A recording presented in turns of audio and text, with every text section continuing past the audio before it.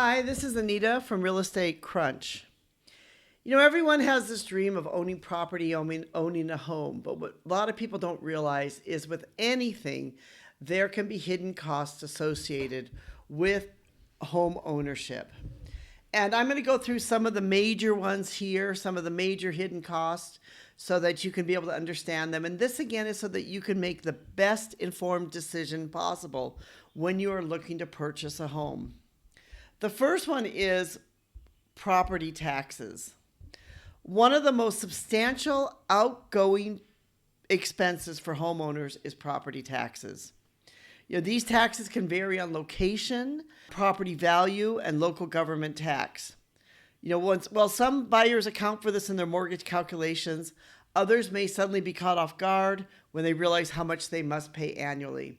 Before you look to purchase a property, you need to understand what will be the property taxes and also understand, are those taxes going to go up? What will cause the taxes to go up?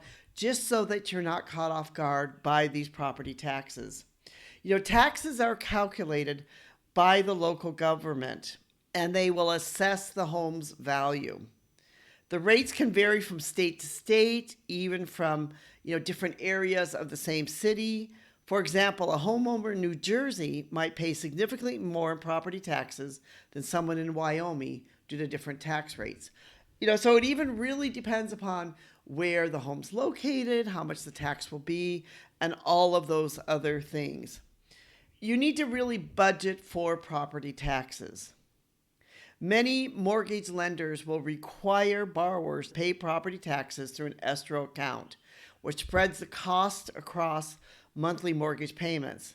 However, homeowners who pay property taxes separately must set aside that money monthly to cover the annual bill. And this is really essential here because you don't want to be caught off guard in not paying your property taxes.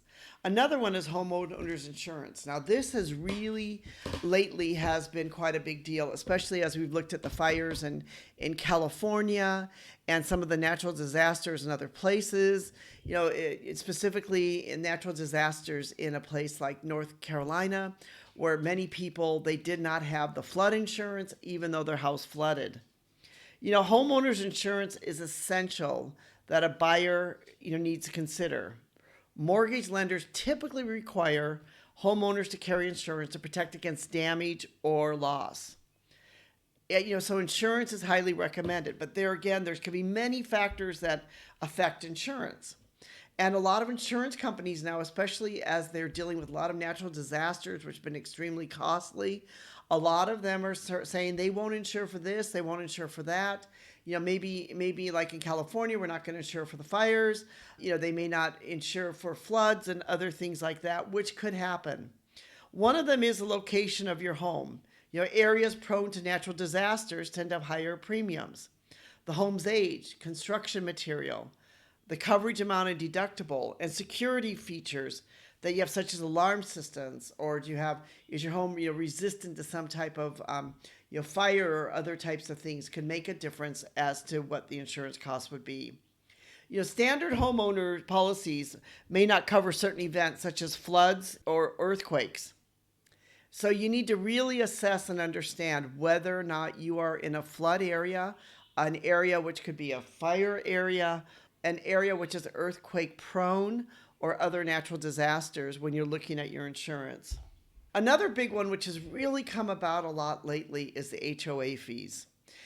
And when you purchase a home in a community, they're usually homeowner association fees. They'll likely be paid monthly or annually. There'll be some kind of HOA fee. These fees can really vary. For some areas, these fees could be $1,000 or $2,000 or higher, even a month. In other areas, they could be, a couple $100 a month. A lot of times, the HOA fees will cover things as landscaping, exterior maintenance, community amenities. If there's a gym, there's a pool, there are security services and trash removal. Of course, the more of these type of things that you have in your community, the more you're going to pay for them. If, for example, if you're in a community with a pool, but you're not going to ever use a pool, you may want to decide maybe being in another community if that's not what's important for you. If it's something that is important for you, maybe paying the HOA fees is great. HOA fees can be a significant expense and can increase over time. Like an HOA association could decide to increase. This is, I know, what happened to somebody who bought, into a condo, and then suddenly the HOA decided they were going to hire a management company, and the HOA fees doubled or tripled almost overnight. And she wanted to sell her property and had a hard time selling it because people didn't like the HOA fees. HOA fees in some cases could cost almost as much as the mortgage or rent, or something needs to be put on top of it. So, if your mortgage payment is say $2,000 and your HOA is $700 or $800 a month, that right there is $2,800.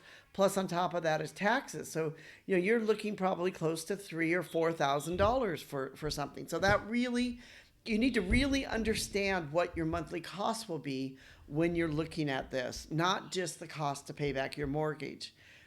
Maintenance and repairs can be another thing that, things like the heating and air condition systems, the roof repairs, plumbing and electrical work, and lawn care and landscaping, depending on the size of the property, can all be things which can cost money.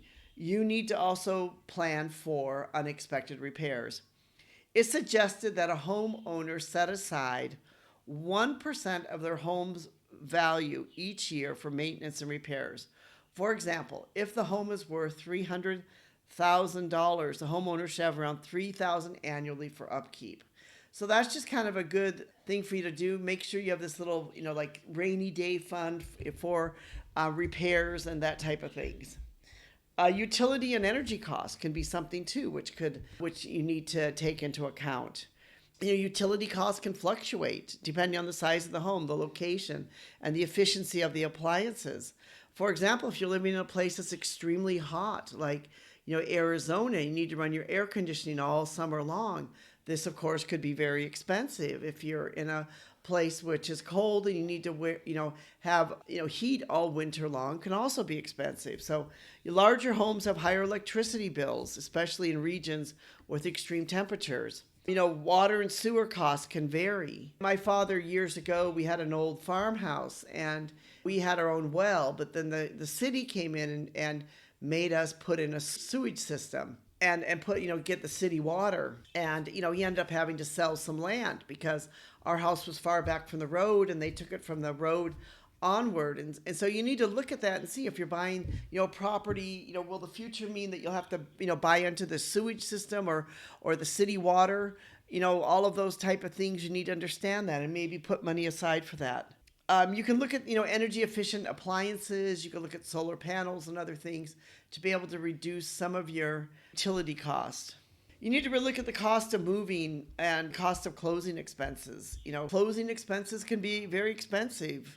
There can, be appraisals and inspection fees, title insurance, attorney fees, prepaid property taxes. Also, moving costs can be very expensive too. That you can, find yourself having to hire movers. You're going to rent a moving truck. Are you going to purchase packing supplies? All of those things you should look at when you're looking to move into a property. Pest control and landscaping can be expensive, especially if you live in an area where maybe pests can get into the roof or other types of things where you're gonna have to deal with it. That can be costly, be expensive, or something you need to look at. Lawn care, regular mowing, fertilizer, irrigation systems. If you can do all that yourself, that's great. If you're not able to, you might need to hire someone out to do it. Termite inspections, mosquito treatments, and rodent controls. They can all be expensive. If you can do that yourself, that's great. Then you can do it. Also, home renovation costs. If there's things that you need to renovate, you need to look at that. Common home improvement costs include things like kitchen and bathroom remodels, flooring replacements, exterior paint, and other smart home upgrades. So these are all things that you need to look at. These are basically 8 hidden costs that most homeowners, anyone looking to buy a home, you should look at ahead of time and see exactly what these costs are so you can budget and plan for it. We've written a blog post on this called 8 Hidden Costs of Home Ownership, What Buyers Need to Know. We'll put a link in the description below so that you'll be able to check that out. We'd like to thank you so much for joining our community, for being part of Real Estate Crunch. We certainly do appreciate you. We know without you, this would not be possible. So thank you so much. And we hope if you're not yet a member that you'll press that subscribe button and subscribe to us. Thank you.